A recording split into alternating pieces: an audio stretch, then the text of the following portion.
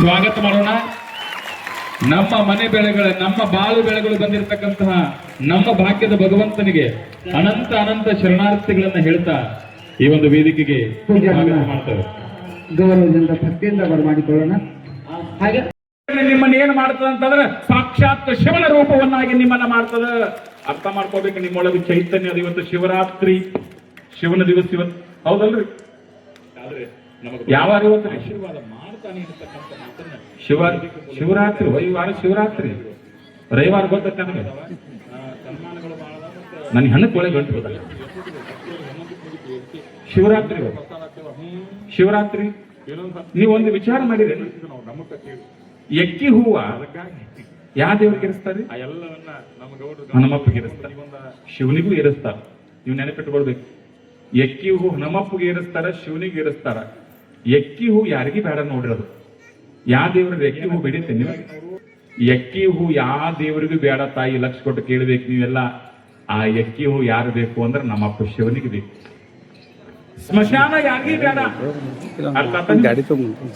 ಸ್ಮಶಾನ ಯಾರಿಗೂ ಬೇಡ. ಯಾಕೆ ಬೇಕಂದ್ರೆ ಸ್ಮಶಾನದವ್ರಿಗೆ ಯಾರು ಮನೆ ಕಟ್ತಾರೆ ನೀವು? ಅಯ್ಯೋ ಅಲ್ಲಿಂದ ಹೋಗ್ತಿರ್ತಮ್ಮ, ಗಾಳಿ ಇರ್ತಾವು, ಧೂಳಿರ್ತಾವ ಸರಿ. ಆದ್ರ ಸ್ಮಶಾನವೇ ನಮ್ಮಪ್ಪ ಶಿವನ ಮನಿ. ಅರ್ಥ ಅರ್ಥ? ಅವನ ಮನಿ ಯಾವುದು? ಸುಟ್ಟಿ ಹೆಣದ ಬೂದಿ, ಮೈಗೆ ವಿಭೂತಿ ತಾಯಿ. ಸ್ಮಶಾನವೇ ಅವನ ಮನೆಗೆ. ವಿಷ ಯಾರಿಗೆ ಬೇಕು? ವಿಷ ಕುಡಿತೀರಿ ಯಾರು ತಂದು ಕೊಟ್ರೆ? ಹೋಗೋ ಪುರಾಣ ಮಾಡಿ ಮುಗಿತು. ಇವತ್ತು ನಿಮ್ಮ ಊರಿಗೆ ಹೋಗತ್ತೀರಿ ನೀವು, ಅತ್ತಿರಲ್ಲ. ವಿಷ ತಂದು ಕೊಟ್ರೆ ಯಾರೇ ಕುಡಿತೀರಿ ನೀವು? ವಿಷ ಯಾರಿಗೂ ಬೇಡ. ವಿಷ ಯಾರಿಗೂ ಬೇಡ. ಯಾಕೆ ವಿಷ ಕೊಳ್ತದ? ಅದ್ರ ನೆನಪಿಟ್ಕೊಳ್ರಿ. ಈ ಜಗತ್ತಿನೊಳಗೆ ವಿಷ ಕೊಳ್ತದ ಅಂತ ಗೊತ್ತಿದ್ರು ವಿಷ ಕೊಡದವ ಯಾರು ಅಂತಂದ್ರೆ ವಿಷಕಂಠ ಪರಮಾತ್ಮ ಶಿವ ಅನ್ನತಕ್ಕಂಥದ್ದನ್ನ ಅರ್ಥ ಮಾಡ್ಕೋಬೇಕು ನೀವು. ವಿಷ ಕೊಡದ, ವಿಷ ಕೊಡದು ಬ್ಯಾಡಾಗ ಕೊಡದ್ ನೋಡ್ರಿ. ಹಂಗ ನೀವು ನೆನಪಿಟ್ಕೊಳ್ಬೇಕು. ನೀವು ಸಾಮಾನ್ಯರಲ್ಲ. ನಿಮ್ಮ ಮನ್ಯಾನವ್ರಿಗೆ ನೀವು ಬೇಡ ಆಗಿರಬಹುದು, ನಿಮ್ಮ ಊರಾಗಿನವ್ರಿಗೆ ನೀವು ಬೇಡ ಆಗಿರಬಹುದು, ನಿಮ್ಮ ಓನ್ಯಾಗಿನವ್ರಿಗೆ ನೀವು ಬೇಡ ಆಗಿರಬಹುದು. ನೆನಪಿಟ್ಕೊಳ್ರಿ. ಬೇಡವಾದ ಎಕ್ಕಿ ಹೂ ಅವಂಗ ಬೇಕಾಗೈತಿ. ಬೇಡವಾದ ಸಮಾಧಿ ಜಾಗ, ಸ್ಮಶಾನ ಅವಂಗ ಬೇಕಾಗೈತಿ. ಬೇಡವಾಗಿರ್ತಕ್ಕಂಥ ವಿಷ ಅವನಿಗೆ ಬೇಕಾಗೈತಿ ಅಂತಂದ್ರೆ ನೀವೆಲ್ಲರಿಗೆ ಬೇಡ ಆಗಿರಿ ಅಂತಂದ್ರೆ ನಿಮ್ಮ ಹಿಂದೊಂದು ಕೈ ಇರ್ತದ. ಆ ಕೈ ಯಾರ್ದು ಅಂತಂದ್ರೆ ಭಗವಂತನ ಕೈ ಇರ್ತದ ಅನ್ನತಕ್ಕಂಥದ್ದು ನೀವು ಅರ್ಥ ಮಾಡ್ಕೊಳ್ಬೇಕು. ಎಲ್ಲ ತಾಯಿಂದನ್ನ ಅಭಿನಂದಿಸೋಣ.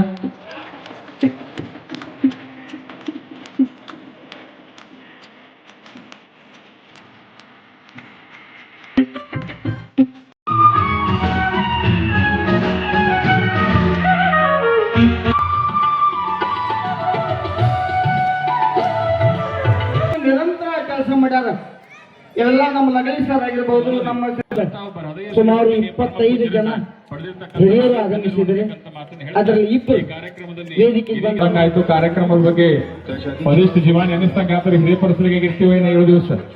ನಿಮ್ಮಲ್ಲಿ ಇದ್ದಂಗೆ 7 ದಿವಸ ಇರ್ತೀವಿ. ನೀವೆಲ್ಲ ಬಂದು ಮತ್ತ ಆಧಾರ್ ಕಾರ್ಡ್ ತಗೊಂಡ್ಬಂದ್ರಿ, ಬಸ್ ಇರಂಗಿಲ್ಲ ಮತ್ತ ರಾತ್ರಿ. ಅದಕ್ಕಾಗಿ ತಾವೆಲ್ಲ ಶ್ರದ್ಧೆಯಿಂದ ಕಾರ್ಯಕ್ರಮವನ್ನು ಆಸ್ವಾದಿಸಿರಿ ಅಂತ ಹೇಳಿ ಈ ವೇದಿಕೆ ಮೂಲಕ ಕೇಳ್ತಾ ಇದ್ವಿ.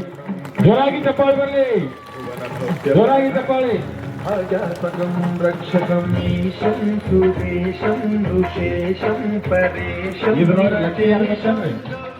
ಇದರೊಳಗೆ ಬಹಳ ಅದೃಷ್ಟ ಮಾಡಿದ ಕುಮಾರಿಗೆ ಹಿರಿಯರಾದ ಶ್ರೀ ಪರಮಗೊಂಡ ಬಾಳಪ್ಪ ದಾಂಗೂರು ಒಂದು 100 ರೂಪಾಯಿ.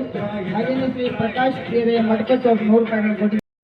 ಒಂದು ಊರು ಬೆಳವಣಿಗೆ ಆಗ್ಬೇಕಾಗಿತ್ತಂದ್ರ ಯಾವ ಜಾತಿ, ಮತ, ಪಕ್ಷ, ಅವ್ರ ವೈಯಕ್ತಿಕ ಜಗಳ ಎಲ್ಲವನ್ನು ಬಿಟ್ಟು ಯಾರು ಊರಿನ ಏಳಿಗೆಗಾಗಿ ಎಗಲ ಕೊಟ್ಟು ಯಾರು ದುಡಿತಾರಲ್ಲ ಆ ಊರು ಬಾಳ ಎತ್ತರ ಮಟ್ಟದೊಳಗೆ ಬೆಳೀತದ ಅಂತಕ್ಕಂಥದ್ದು ಅರ್ಥ ಮಾಡ್ಕೋಬೇಕು. ಅದಕ್ಕೆ ನಾ ಕೇಳ್ಕೊಳ್ಳೋದಿಷ್ಟ, ಏನು ತಗೊಂಡು ಹೋಗೋದಿಲ್ರಿ. ಏನು ಏನು ಏನು ತಗೊಂಡು ಹೋಗೋದಿಲ್ಲ. ಎಲ್ಲ ನಶ್ವರ ಅದ. ಈ ಬದುಕ ನಶ್ವರ ಅದ. ಅದಕ್ಕೆ ಚಂದ ಪ್ರೀತಿಯಿಂದ ಬದುಕು. ಒಂದೊಂದು ಬರ್ತಿರ್ತಾವ, ಒಂದೊಂದು ಜಗಳ ಬರ್ತಿರ್ತಾವ, ತಾಪತ್ರಯಗಳು ಬರ್ತಿರ್ತಾವ, ಒಮ್ಮೆ ಮೇರಾಪೇರ ಆಗ್ತಿರ್ತಾವ ಜೀವನದೊಳಗ. ಅದನ್ನ ತಲೆಯಾಗಿ ಇಟ್ಕೊಂಡು ಚಿಂತೆ ಮಾಡಿ, ಊರ್ ಚಿಂತೆ ಮಾಡಿ ನನಗೆ ಮುಂದಿನ ಗೊತ್ತಿಲ್ಲ. ಅದಕ್ಕೆ ಆಗುತ್ತೆ ಹಂಗಾಗೈತೆ ನಮ್ಮ ಪರಿಸ್ಥಿತಿ. ಅದಕ್ಕೆ ಏನು ಭಾಳ ಚಿಂತೆ ಮಾಡಕ್ ಹೋಗ್ಬೇಡ್ರಿ. ಚಂದ ಪ್ರೀತಿಯಿಂದ ಯಾರಿಗೆ ಕಷ್ಟ ಅಂತಕ್ಕಂಥದ್ದು ಯಾರಿಗೆ ಬಿಟ್ಟಿಲ್ಲ. ಸಾಕ್ಷಾತ್ ಭಗವಂತನಿಗೆ ಬಿಟ್ಟಿಲ್ಲ, ಶಿವನಿಗೆ. ಇವತ್ತು ಅದಕ್ಕೆ ನಾವು ಜಾಗರಣೆ ಮಾಡ್ತೇವೆ. ಶಿವ ವಿಷ ಕುಡಿಯುವಂತ ಪರಿಸ್ಥಿತಿ ಬಂತ. ನೀಲಕಂಠ ಆದವ ವಿಷ ಕುಡೋದ, ವಿಷಕಂಠ ಆದ. ಅವಂಗ ಸ್ಮಶಾನ ಕಾಯುವಂತ ಪರಿಸ್ಥಿತಿ ಬಂತು ಶಿವನಿಗೆ. ಸ್ಮಶಾನದೊಳಗಿರುವಂತ ಪರಿಸ್ಥಿತಿ ಸಾಕ್ಷಾತ್ ಭಗವಂತನಿಗೆ ಬಂತು. ಇನ್ ನಮ್ಗ ನಿಮ್ಗ ಬಿಡ್ತಾವ. ಒಬ್ಬ ಮನುಷ್ಯ ತಪಸ್ಕುಂತ ರಾಮ್ ರಾಮ್ ರಾಮ್ ರಾಮ್ ರಾಮ್ ಅಂತ ತಪಸ್ಕುಂತ, ರಾಮ ಪ್ರತ್ಯಕ್ಷ ಅದ. ಏನ್ ವರ ಬೇಕು ನಿನಗ? ರಾಮ, ನನ್ನ ಜೀವನದೊಳಗೆ ಬಹಳಷ್ಟು ಕಷ್ಟಗಳು ಬರಾಕತ್ತಾವ, ಅವೆಲ್ಲ ದೂರ ಆಗ್ಬೇಕು, ಒಂದ್ ಸ್ವಲ್ಪ ಆಶೀರ್ವಾದ ಮಾಡ ಅಂದಾಗ ಅವಾಗ ರಾಮ ಹೇಳಿದಂತ, ಅಲ್ಲೋ ಮಾರಾಯ, ನನಗ 14 ವರ್ಷ ನನಗ ವನವಾಸಕ್ಕೆ ಹೋಗೋ ಪರಿಸ್ಥಿತಿ ನನಗ ಬಂದದ. ಎಷ್ಟು ವರ್ಷ ಹೋದ? ಎಲ್ಲ ರಾಜ ಎಲ್ಲ ತೊರೆದ ರಾಮನ 14 ವರ್ಷ ವನವಾಸಕ್ಕೆ ಹೋದ, ಎಲ್ಲವನ್ನ ತ್ಯಾಗ ಮಾಡಿ. ಅವಂಗ ಕಷ್ಟ ಬಿಟ್ಟಿಲ್ಲ. ಯಪ್ಪ, ಜೀವನದೊಳಗೆ ಕಷ್ಟ ಬರುವ, ಚಿಂತೆ ಮಾಡಬೇಡ, ಅದನ್ನ ಎದುರಿಸಿ ನಿಲ್ಲು ಅಂತ ತಿಳ್ಕೊಂಡ ಆ ರಾಮ ಆ ಮನುಷ್ಯಗೆ ಹೇಳಿದ. ಅವಾಗ ಮತ್ತವ ಏನ್ ಮಾಡಿದ? ಆಂಜನೇಯ ಆಂಜನೇಯ ಆಂಜನೇಯ, ಹನುಮಂತ ಹನುಮಂತ ಅಂತ ತಪಸ್ಕುಂತ. ಮತ್ತ ಹನುಮಂತ ಒಲ್ಲದ. ಹನುಮಂತ ಕೇಳಿದ, ಹನುಮಂತ, ರಾಮರ ನನ್ನ ಕಷ್ಟ ಪರಿಹಾರ ಮಾಡ್ಲಿಲ್ಲ, ನೀರ ನನ್ನ ಕಷ್ಟ ಪರಿಹಾರ ಮಾಡೋ. ಮಂಜುನಾಥ, ನೀರ ನನ್ನ ಕಷ್ಟ ಪರಿಹಾರ ಮಾಡೋ. ಸೌಂಡ್ ಜಾಸ್ತಿ ಇಟ್ಟು.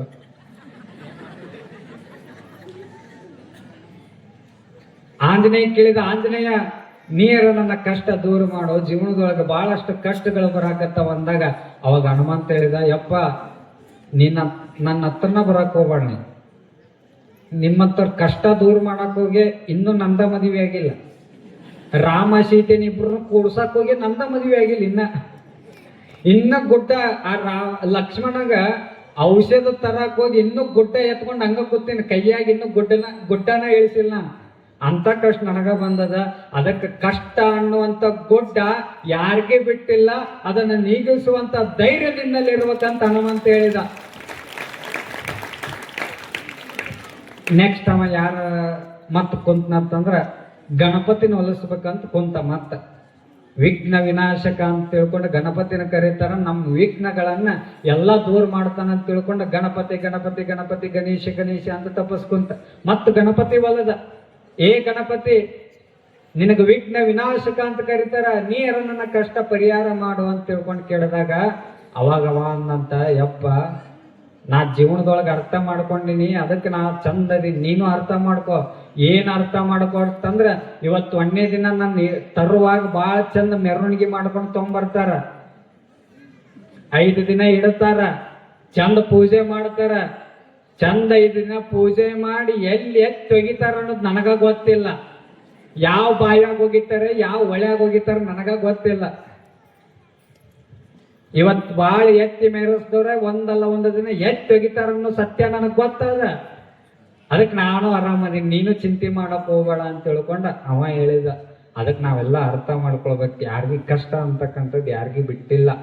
ಎಲ್ಲರಿಗೂ ಜೀವನದೊಳಗೆ ಕಷ್ಟ ಬರುವ, ಆದ್ರೆ ಆ ಕಷ್ಟದಿಂದ ಚಿಂತೆ ಮಾಡ್ಕೊತ ಇನ್ನೊಬ್ಬರ ಜೋಡಿ ದ್ವೇಷ ಮಾಡುವಂತ ಮನೋಭಾವ ನಮ್ಮಲ್ಲಿ ಬರಬಾರ್ದು. ಒಮ್ಮೆ ಬರ್ತಿರ್ತಾವ ಒಂದೊಂದು ಮಾತು, ಅದ ತಲೆಯಾಗಿ ಇಟ್ಕೊಂಡ್ರೆ ಏನಾಗ್ತದೆ? ಜಲ್ದಿ BP ಶುಗರ್ ಬರ್ತದ. ಡಾಕ್ಟರ್ನೇ ಮಾಡಿದ್ರೆ ಅವ್ ಭಗವಂತ ಒಲಿತಾನ, ಚಿಂತೆ ಮಾಡಿದ್ರೆ ಇದ್ದ ಭಗವಂತನು ದೂರ ಹಾಕೊಂಡ್ ನಮ್ಮಿಂದ. ಅದಕ್ಕೆ ಏನು ಒಟ್ಟು ಎಲ್ಲರೂ ದ್ವೇಷವನ್ನು ಬಿಟ್ಟು ಪ್ರೀತಿ ಮಾಡೋದು ಕಲೀರಿ. ಊರ್ ಹತ್ತು ಬಂದಾಗ ಎಲ್ಲರೂ ಒಗ್ಗಟ್ಟಾಗಿ ನಿಂದ್ರಿ. ಅಂದ್ರೆ ಈ ಚಿಕ್ಕ ಪಡಸಲಿಗೆ ಹೆಸರು ಇಡೀ ಕರ್ನಾಟಕದಾದ್ಯಂತ ಬೆಳೀತದ ಅಂತಕ್ಕಂಥದ್ದು ಅರ್ಥ ಮಾಡ್ಕೋರಿ. ಇನ್ನೊಂದು ದಿನ ನೀವೆಲ್ಲ ಒಗ್ಗಟ್ಟಾಗಿರಿ ಅಂತ ತಿಳ್ಕೊಂಡ ಆ ಬ್ಯಾರೇಜ್ ಕಟ್ಟಿದ್ರಿ, ಹೌದಲ್ರಿ? ನಮ್ಮ ಮುತ್ಯ ಯಾರು ನೋಡ, ಅವನ ಹೆಸರು ಎಲ್ಲರೂ ಹೆಂಗ್ ಹೇಳ್ತೀರಿ? ನಿಮ್ಮ ಮನ್ಯಾನವ್ರು ಏನೋ ಅಂದ್ರ ಅವ್ರ ಹೆಸರು ಯಾಕೆ ಹೇಳ್ತೀರಿ ನಾವು?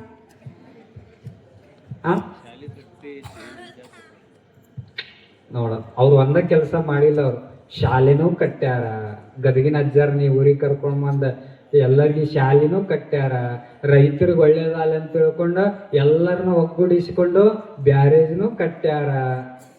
ಅದ ತಾಕತ್ತಿನಿಂದ ನಮ್ಮ ಸಿದ್ದು ನ್ಯಾಮಗೌಡ ಅವರು ಶಾಸಕರಾದ್ರು, ಮುಖ್ಯಮಂತ್ರಿ ಅವ್ರ ವಿರುದ್ಧ ನಿಂತರು ಸಹಿತ ನಮ್ಮ ಸಿದ್ದು ನ್ಯಾಮಗೌಡ್ರ ಅವರು ಶಾಸಕರಕ್ಕಾರ ಅಂದ್ರೆ ಅದರ ಹಿಂದಿನ ಶಕ್ತಿ ಬಹಳ ಮುತ್ಯಾರು, ಹೌದಿಲ್ರಿ? ಅದನ್ನ ಅಭಿಮಾನದಿಂದ ಹೇಳ್ಬೇಕಲ್ರಿ. ನೀವ್ ಹಿಂದೆ ಎಲ್ಲರೂ ಒಗ್ಗಟ್ಟಾಗಿ ನಿಂತ್ಕೊಡ್ರಿ ಅಂತ ತಿಳ್ಕೊಂಡ ಅಂತ ದೊಡ್ಡ ದೊಡ್ಡ ಕೆಲಸಗಳು ಇಡೀ ಜಿಲ್ಲಾ ಅಲ್ಲ, ಇಡೀ ರಾಜ್ಯವೇ ತಿರುಗಿ ನೋಡುವಂತ ಕೆಲಸವನ್ನ ಈ ಊರೊಳಗೆ ನೀವು ಬ್ಯಾರೇಜ್ ಕಟ್ಟಿ ಮಾಡಿದ್ರಿ ಎಲ್ಲ ರೈತರು. ಅದಕ್ಕೆ ಒಗ್ಗಟ್ಟಾದ್ರೆ ಎಂತಿಂತವ ಬದಲಾವಣೆ ಆಗ್ತಾವ. ಎಂತ ದೊಡ್ಡ ಬ್ಯಾರೇಜ್ ಕಟ್ಟಿರಿ ಅಂತ ದಾರವಂಡಿ ಮಾಡೋದೇನು, ಬಂದ್ ಮಾಡೋದೇನು ದೊಡ್ಡ ಕೆಲಸ ಏನ್ ನಿಮ್ಗೆ? ಅದ್ರ ಮುಂದೆ ಒಂದು ಗಾಡಿ ಕಟ್ಟಿಬಿಡ್ರಿ ನೀವು, ಒಳಗ ಮಾರ್ಕೊ ಅಂತ ಹೇಳ್ಬಿಡ್ರಿ ನಾವು. ನಮ್ಮೂರು ಜಾಗ ಐತಿ, ನಾವ್ ಎಲ್ಲಾರ ಕಂಪೌಂಡ್ ಕಟ್ಕೋತೀವಿ, ಇದು ನಮ್ ಪರ್ಮಿಷನ್ ಅಂತ ಹೇಳಿ ಅವ್ರಿಗೆ. ಈಗ ದಾರು ಅಂಗಡಿ ಇಡೋದು ಸರ್ಕಾರ ನಿನಗ ಕಂಪೌಂಡ್ ಯಾರು ಬರ್ಲಾರ್ದಂಗ ಕಟ್ಟೋದು, ಇದು ನಮ್ಮೂರ್ ಪರ್ಮಿಷನ್ ಅನ್ರಿ ನೀವು. ಇದು ಗೊತ್ತಕ್ಕದಿಲ್ಲ, ಅವ ಏನ್ ಮಾಡವದ. ಪಾರ್ವತಿ ಮತ್ತು ರುದ್ರಗೌಡರು, ಮಲ್ಲನಗೌಡ